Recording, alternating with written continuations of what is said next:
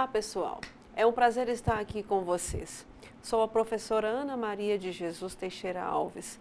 Continuaremos a trajetória de aprendizagem da disciplina Epidemiologia em Segurança do Trabalho do curso técnico em Segurança do Trabalho, módulo 4. Mais uma vez, peço que estejam munidos de papel e caneta para anotarem as dúvidas em nossos fóruns Tira Dúvidas, caso surjam. Lembrando que cada dúvida deve ser postada no fórum pertinente a cada aula. Vamos lá? Vamos falar sobre saúde do trabalhador.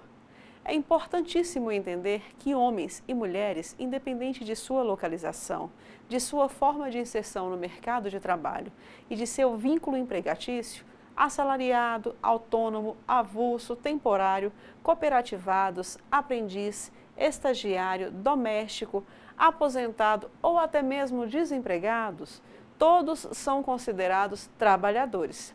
Historicamente, a relação de saúde-trabalho foi inicialmente registrada pelo médico italiano Bernardino Ramazzini, considerado o pai da medicina ocupacional, por ter escrito o primeiro tratado sobre enfermidades profissionais.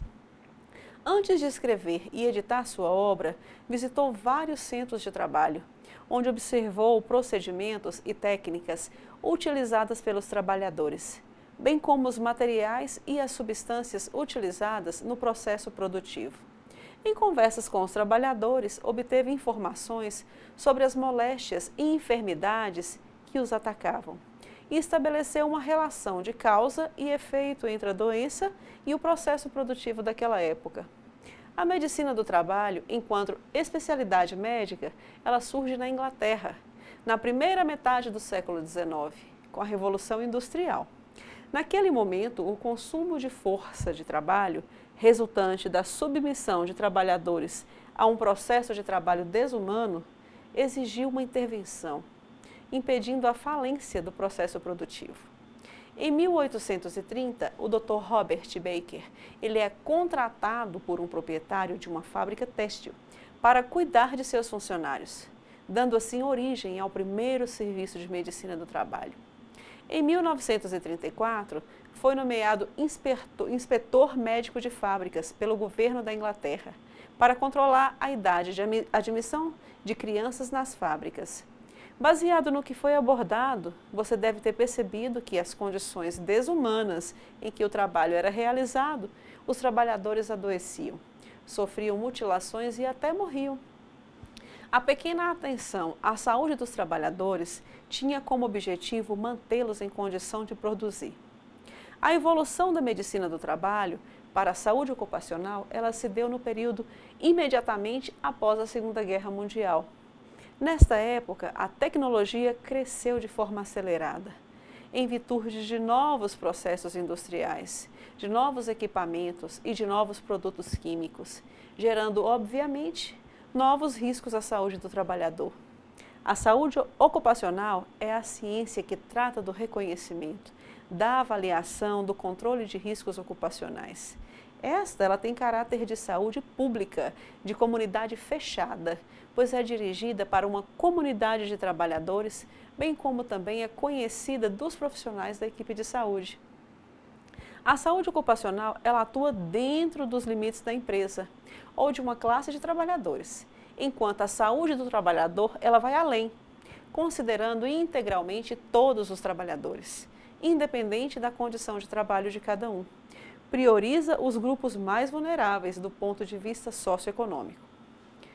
As bases legais para as ações de atenção e de proteção à saúde do trabalhador são responsabilidades que são atribuídas no planejamento de execução das ações para garantir a saúde dos trabalhadores, e essas estão baseadas em leis. As diretrizes básicas, elas definem orientações que são fundamentais, a partir das quais o sistema de atenção à saúde dos trabalhadores, ela será estruturado por alguns quesitos. A Constituição da República Federativa do Brasil, em que o artigo 200 diz: ao SUS, Sistema Único de Saúde, compete, além de outras atribuições, nos termos da lei, artigo 2, executar ações de vigilância sanitária e epidemiológica, bem como as de saúde do trabalhador. No artigo 8, colaborar na proteção no meio ambiente, nele compreendido e do trabalho. Viu? A Lei nº 8080, de 19 de setembro de 1990, ela é conhecida como Lei Orgânica da Saúde e dispõe sobre as condições para a promoção, proteção e recuperação da saúde. Essa organização e o funcionamento dos serviços correspondentes se dá a outras providências. Já no artigo 6 estão incluídas ainda no campo da atuação do SUS a execução de ações de vigilância sanitária, de vigilância epidemiológica, de saúde do trabalhador e de assistência terapêutica integral, inclusive farmacêutica. Viu só quanta informação? A Política Nacional de Segurança e Saúde no Trabalho tem por objetivo a promoção da saúde e a melhoria da qualidade de vida do trabalhador. Também a prevenção de acidentes e de danos à saúde relacionadas ao trabalho ou que ocorra no curso dele, por meio de eliminação ou de redução dos riscos nos ambientes de trabalho. Já sobre a relação entre o trabalho e a saúde, é importante que você anote no seu papelzinho aí, que no Brasil as relações entre trabalho e saúde do trabalhador apresentam um cenário marcado por diferentes situações de trabalho, onde é caracterizado por diversas formas de organização e gestão, relação de contrato e de trabalho, incorporação tecnológica, que se referem sobre o viver, o adoecer e até mesmo o morrer dos trabalhadores. Essas diversidades de situações de trabalho, padrões de vida e de adoecimento têm se acentuado em decorrência da globalização da economia, atingindo todos os trabalhadores em todos os níveis. Por exemplo, estresse é um mal que atinge desde o presidente da empresa até o trabalhador responsável pela limpeza e se manifesta através de sintomas, tais como dor de cabeça, insônia, cansaço e mau humor. Você conhece alguém que precisou se afastar do trabalho em função de estresse? Ou de outro problema de saúde relacionado com a atividade que desempenha? A atenção à saúde do trabalhador não pode ser desvinculada daquela prestada à população em geral. Assim, tem sido desenvolvida em diferentes espaços institucionais, como empresa, por meio do SESMIT, organizações dos trabalhadores, até mesmo pelo Estado, no SUS, seria esse caso o SEREST, planos de saúde de seguro, que são custeados pelos próprios trabalhadores, hospitais universitários, serviços especializados organizados. Portanto, a preocupação com a saúde do trabalhador ela é antiga e se iniciou em Bernardino Ramazzini em 1700. Ela evolui com a própria história, adequando-se às necessidades de cada época, até chegar ao cenário atual, definida no artigo 6º da Lei Orgânica da Saúde. Então, agora falando sobre vigilância em saúde do trabalhador. O Ministério da Saúde, através da Portaria 3.120, de 1º de julho de 1998, em seu artigo 1º, aprova a Instrução Normativa da Vigilância em Saúde do Trabalhador. Vamos saber mais um pouquinho sobre ela? Pois bem, a vigilância em saúde do trabalhador ela deve ser compreendida como atuação contínua e sistemática no sentido de detectar, de conhecer, de pesquisar, analisar os fatores determinantes e condicionantes dos problemas de saúde e dos fatores de riscos relacionados ao processo de trabalho. Todos esses tópicos aí começam por verbo, reparou? Quais são os fatores determinantes e condicionantes do problema de saúde? São, entre outros, a alimentação, a moradia, saneamento básico, o meio ambiente, o trabalho, renda, educação, transporte, lazer e o acesso aos bens e serviços essenciais. Assim, nós podemos afirmar que o nível de saúde da população está diretamente relacionado com a organização social e econômica do país. Ou seja, quanto mais atrasado o pobre for o país, mais doente é a sua população, incluindo a massa trabalhadora. No que se refere aos princípios da vigilância em saúde do trabalhador, Esta atua em conjunto com os sistemas nacionais de vigilância sanitária e de vigilância epidemiológica, que é baseada em alguns princípios. Vejam só: universalidade. Todos os trabalhadores, sejam homens, mulheres, são sujeitos à VISAT, independentemente da localização do trabalho, seja urbana ou rural, na rua, nas empresas ou nos domicílios. Da forma de inserção no mercado de trabalho, que seja formal ou até mesmo informal. Do vínculo empregatício, seja público ou privado, autônomo, doméstico, aprendiz ou estagiário. E da situação. Temos o ativo ou afastado, aposentado ou até mesmo desempregado. Outro nível, a equidade. Serão considerados nas ações do VISAT todos os trabalhadores, porém, com prioridade para os grupos mais vulneráveis do ponto de vista socioeconômico. A integralidade das ações. Este princípio, ele considera as pessoas como um todo, atendendo todas as necessidades delas. É importante a integração de ações, incluindo a promoção, a prevenção de doenças e, claro, o tratamento e a reabilitação. Pluriinstitucionalidade. É uma articulação entre as diversas instituições para a vigilância e saúde do trabalhador. Inclui a Rede Nacional de Atenção Integral à Saúde do Trabalhador, RENAST, as universidades, os centros de pesquisas e outros, vários que você pode estar nomeando. Controle e participação social. Neste caso, garante a participação dos trabalhadores ou dos seus representantes em todas as fases do trabalho da VISAT, desde a identificação do problema até a aplicação dos recursos financeiros, trazendo a transparência do processo como um todo. Temos um outro tópico importante a ser pontuado, a hierarquização e a descentralização.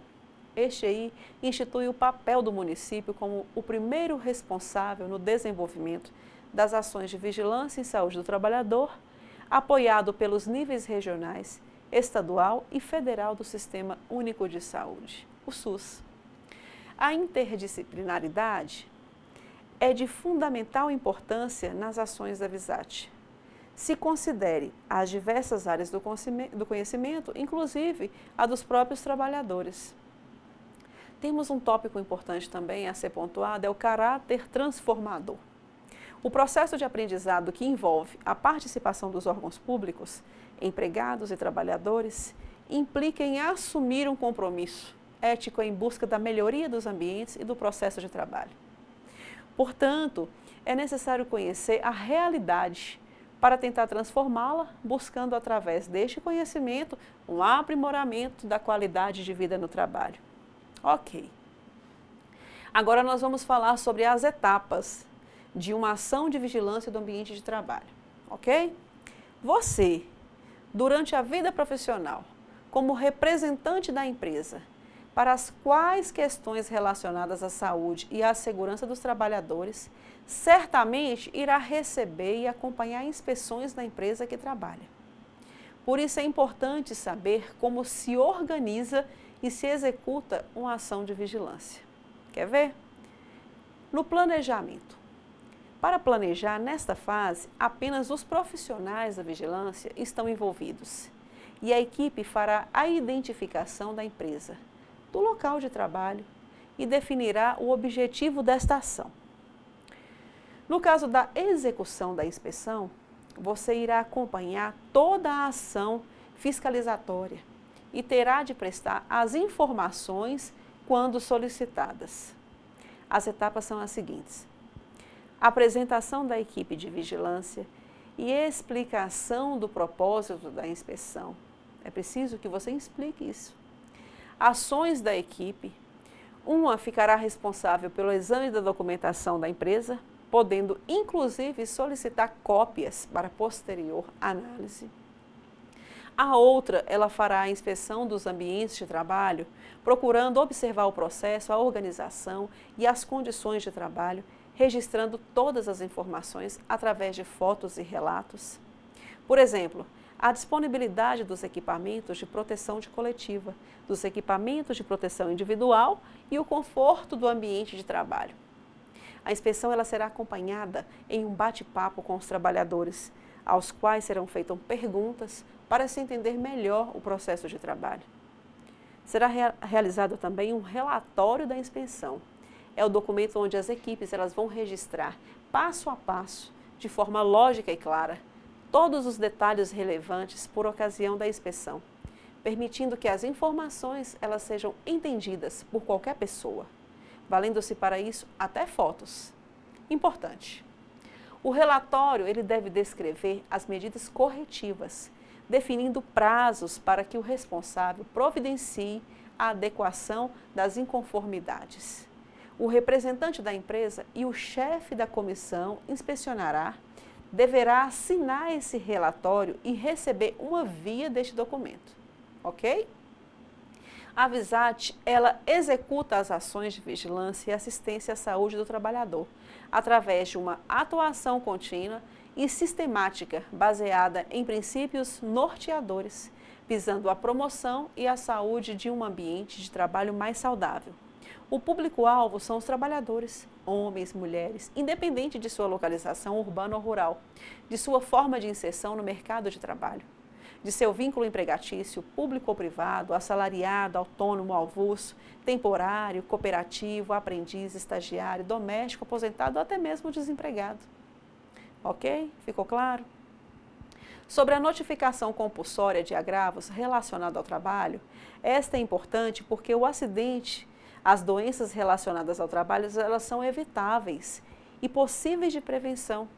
Além disso, é possível identificar o motivo pelo qual os trabalhadores adoecem ou morrem, associando assim esses dados aos ramos de outras atividades econômicas e aos processos de trabalho, para que se possa atuar preventivamente sobre as suas causas e determinantes, evitando custos sociais elevados para os trabalhadores, família, empresa, Estado e até mesmo a sociedade.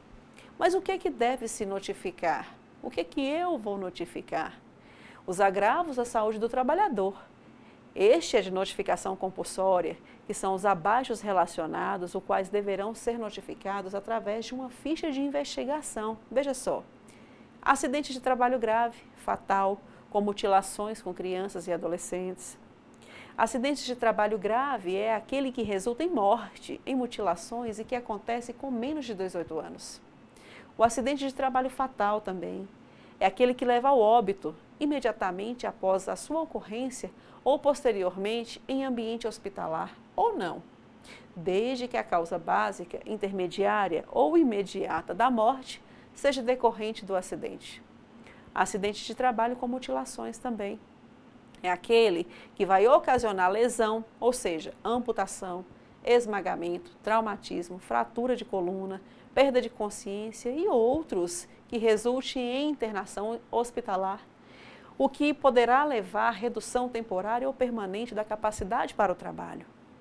Acidente de trabalho com crianças e adolescentes é quando o acidente de trabalho acontece com pessoas menores de 18 anos.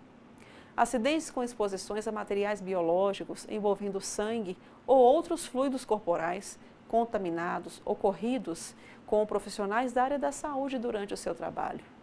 Os ferimentos com agulhas e pérfuros cortantes, eles são considerados extremamente perigosos, por serem potencialmente capazes de transmitir mais de 20 tipos de doenças diferentes, sendo HIV, hepatite B, hepatite C, considerados os agentes infecciosos mais comumente envolvidos. Dermatoses ocupacionais, que compreende as alterações da pele, mucosas, causadas de forma a manter agravantes pelo trabalho. Pode estar relacionada com substância química em 80% dos casos, ou com agentes biológicos ou físicos que ocasionaram quadros do tipo irritativo ou até mesmo uma sensibilidade que a pessoa pode ter. No caso da intoxicação exógena, esta refere-se a todo indivíduo que foi exposto à substância química, apresente sinais ou sintomas clínicos de intoxicação ou alterações laboratoriais que foi observada.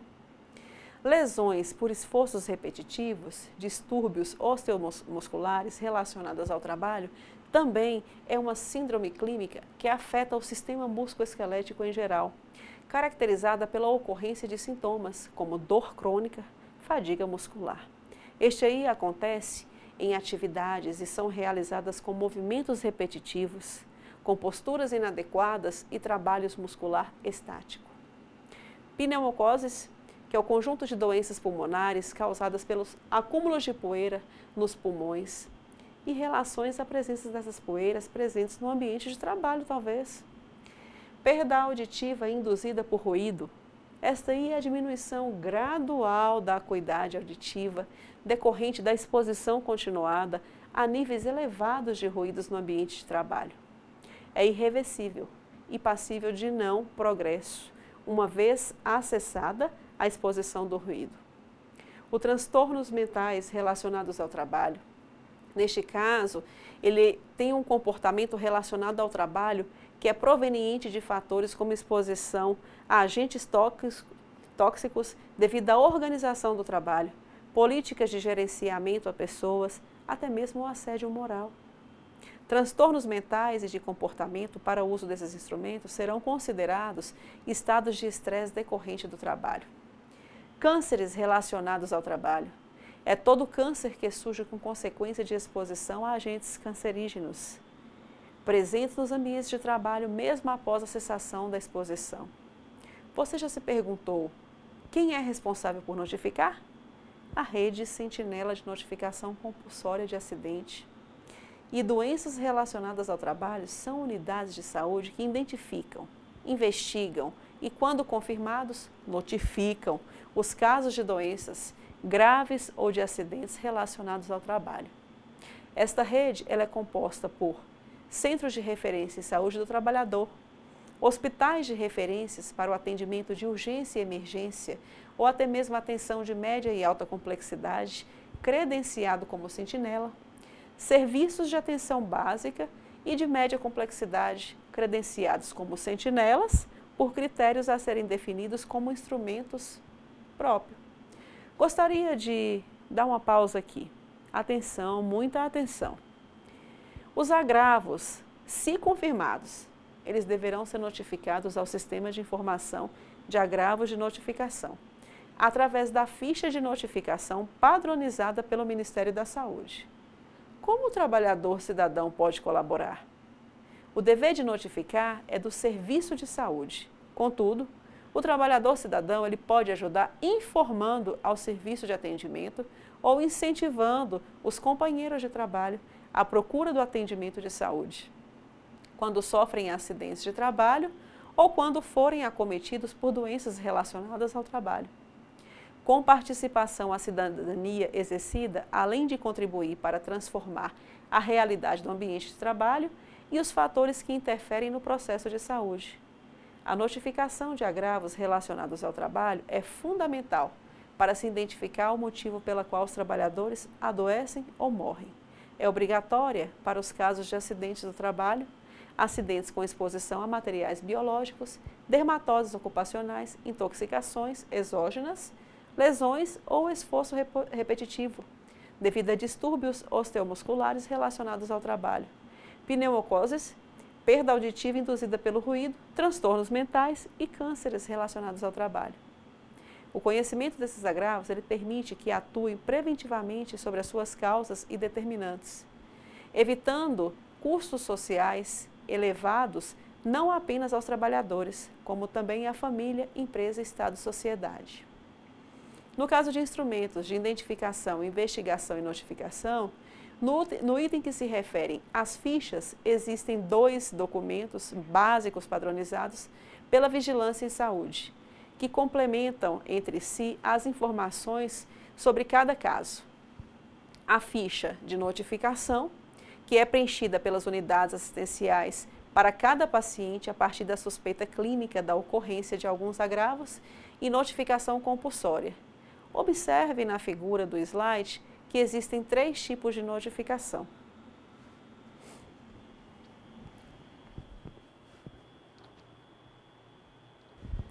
Então, nós temos aqui os tipos de fichas, no caso de notificação.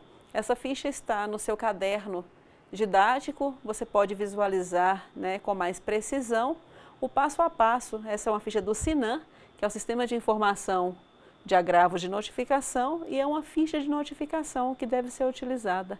Aqui nós temos todos os dados, tipo de notificação, né, a data de nascimento da pessoa, o agravo da doença. Então, vários outros tópicos você pode estar vendo nessa ficha de forma mais clara, ok? Importante, caso não ocorra nenhuma suspeita de doença, as unidades preencherão a ficha de notificação negativa, que seguirá o mesmo fluxo para a entrega. Esta é uma estratégia para demonstrar que os profissionais e o sistema de vigilância da área estão atentos à ocorrência de tais eventos. Lembrando que os agravos que são relacionados ao trabalho, que deverão ser notificados e investigados obrigatoriamente, são os seguintes: acidente de trabalho grave, acidente com exposição a material biológico, dermatoses ocupacionais, intoxicações exógenas, lesões por esforços repetitivos, distúrbios osteomusculares relacionados ao trabalho, pneumocônices, perdas auditivas induzidas por ruídos, transtornos mentais que também são relacionados ao trabalho, câncer relacionado ao trabalho, ok? São todos esses aí. Informações para prevenção e controle de doenças. O que é o SINAM? Você já se perguntou? É um sistema informatizado de bases de dados, que é gerenciado pelo Ministério do Trabalho. Ele é alimentado a partir de informações coletadas pelas unidades de saúde, as sentinelas, e de transferência para o nível municipal, estadual e federal. Veja melhor no slide, ok? O que é o SINAM? Então, nós temos aí 3 pontos importantes: as unidades ambulatoriais de saúde, os hospitais e outras fontes. Todos esses 3, eles estão unidos, de forma que leve informações para a Secretaria Municipal de Saúde, a Secretaria encaminha as informações para a Regional de Saúde e a Regional de Saúde encaminha para a Secretaria Estadual de Saúde. Esta, por vez, encaminhará para o Ministério da Saúde. Todos esses tópicos formam-se municipal, estadual e nacional. Isto é o SINAM, de forma bem clara, onde os dados são transmitidos para cada nível até chegar no Ministério da Saúde. Então, o objetivo do SINAM é para facilitar a elaboração e avaliação das políticas, planos e programas de saúde, fornecendo as informações para o processo de tomada de decisões, como intuito de contribuir para a melhoria da situação da saúde da população. Olha só esse exemplo. Uma doença de notificação compulsória, o tétano acidental. Que dados extraídos do sistema serão trabalhados e transformados em informações importantes? Dados gerais e específicos relacionados à pessoa do trabalhador e sobre a doença ou acidente. Nesse caso, dados gerais: faixa etária, sexo, ocupação, município de residência. Dados específicos: tétano acidental. A possível causa: situação vacinal, número de casos e o local provável da fonte de infecção. Considerar as demais informações sobre a fonte de infecção, pois a ocorrência ela poderá ter sido informada como via pública e ter acontecido como um trabalhador ambulante. É muito importante se ter o exato entendimento de todas as informações sobre o evento. Sistema de informação sobre mortalidade. O SIM é uma importante fonte de informação que são baseadas em dados obtidos em certidões de óbitos. Ela permite aos profissionais da área da saúde a segurança, prevenir agravos à saúde e à segurança dos trabalhadores, a partir de quê? De conhecimento das causas das mortes dos trabalhadores em sua região. Mas o que é o SIM, então? Para poder ficar claro, é o Sistema de Informação sobre Mortalidade que foi desenvolvido pelo Ministério da Saúde em 1975.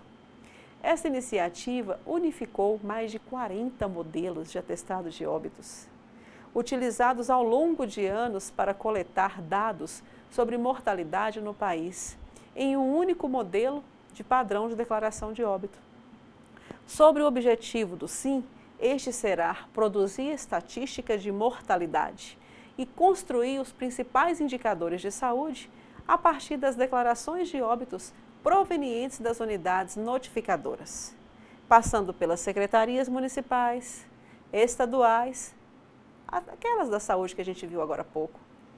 As unidades notificadoras são os responsáveis para notificar os óbitos, a partir da declaração de óbito, como estabelecimento, Instituto Médico Legal, Serviço de Verificação de Óbito, Cartório do Registro Civil e os próprios médicos também, que deverão seguir as determinações dos conselhos federais e regionais de medicina sobre o assunto. Sobre os dados de interesse para a saúde do trabalhador, as principais informações fornecidas pelo SIM são as relacionadas com as causas do óbito, o tipo de ocupação, a faixa etária, sexo, o município, a ocorrência e até mesmo a residência. Pois bem, sobre o sistema de informação hospitalar, é importante frisar que, ao acessar a informação do SIM, os profissionais da área da saúde e segurança terão a oportunidade de conhecer o perfil dos internamentos e das mortes dos estabelecimentos de saúde, conveniados ao SUS, de forma a verificar casos relacionados com o trabalho, permitindo também prevenir agravos à saúde e à segurança dos trabalhadores. O que é Sistema de Informação Hospitalar? Em uso desde o ano 1990, ele tem como atribuição armazenar os dados de internações hospitalares e o processamento mensal de autorização de internação hospitalar de todos os estabelecimentos públicos, conveniados e contratados, disponibilizando informações sobre os pagamentos, os recursos destinados a cada hospital que integra todo o SUS. Além disso, o SIM ele auxilia na construção do perfil de mortalidade e de morbidade hospitalar e na avaliação da qualidade à saúde ofertada para a população. Seu objetivo é só um: processar as informações, a fim de validar, liberar os pagamentos dos serviços hospitalares que foram prestados pelo SUS. São dados de interesse para a saúde do trabalhador: o número de internações por grupo de causas, que pode contribuir para identificar aquelas relacionadas ao trabalho, inclusive o custo de tratamento. O Ministério da Previdência e Assistência Social, anuário estatístico da Previdência Social, através do anuário estatístico da Previdência Social, os profissionais da saúde, a segurança, eles terão a oportunidade de conhecer uma série histórica mensal e anual de acidentes de trabalho, considerados em diversas situações, permitindo a partir dessa prevenção os agravos à saúde e à segurança dos trabalhadores. Diferentemente do SINAM, SIM e o SI, as informações do APS são apenas de trabalhadores que contribuíram para a Previdência Social. Mas o que é o Anuário Estatístico da Previdência Social? Você saberia me responder? Simplesmente é um sistema de organização e consolidação das estatísticas de Previdência Social, que foi criado em 1992, contendo dados básicos para os benefícios de arrecadação e contribuição da Previdência. A partir da primeira edificação, foi ampliado o seu escopo, englobando a cada ano dados antes não considerados. Por exemplo, contabilidade, demografia, acidente de trabalho, indicadores econômicos e outros. Esse objetivo é tornar público dados estatísticos consistentes e confiáveis sobre diversos aspectos da Previdência Social, especialmente os que são relacionados ao ambiente de previdências, de arrecadação, de contribuição previdenciária, que criam um registro histórico dos dados publicados. Vimos que os sistemas de informação em saúde, eles formam uma rede onde o Ministério se apoia para definir as políticas de saúde do trabalhador, de acordo com o perfil epidemiológico de cada unidade da federação e seus municípios. Pois bem, quantas informações nós vimos hoje? Importantíssimas, a base do nosso entendimento. Nós aprendemos nessa aula muita coisa bacana. Eu espero ter contribuído hoje de forma positiva para o aumento do seu conhecimento. E frente a todo esse conteúdo que acabamos de estudar, eu gostaria de saber se você tem alguma dúvida sobre os objetivos da nossa unidade de estudo. Caso haja alguma dúvida, poste no nosso Fórum Tira Dúvidas. Eu convido você a participar e responder nosso fórum. Todas as orientações você encontra disponível na nossa sala virtual. Nós chegamos ao fim de mais um conteúdo. Muito obrigada, foi um prazer estar com vocês. Bons estudos e até a nossa próxima aula.